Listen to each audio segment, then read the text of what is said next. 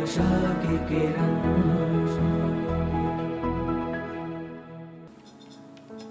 પરમાત્મા સ્વામી કરતા છે. કરતા માને અબજો બ્રહ્માંડમાં એનું જ કર્યું થાય છે. એક વાત. બીજી વાત, જીવ પ્રાણી માત્રની અંદર કરતા વૃત્તિની જે શક્તિ પ્રાપ્ત થાય છે, કાર્ય કરવાની શક્તિ જે પ્રાપ્ત થાય છે, પરમાત્માને લઈને થાય છે. માટે પરમાત્માને કરતા શબ્દથી સંબોધવામાં આવે છે. અને પરમાત્માની કરતા શક્તિને અવલંબન કરી જીવાત્મા કાર્ય કરે છે. પરમાત્માની શક્તિનું અવલંબન છે, તેમ છતાંય જીવાત્મા ગમે તેવું સારું કે નરસું કાર્ય કરે, એનો બાદ પરમાત્મા સુધી પહોંચી શકતો નથી.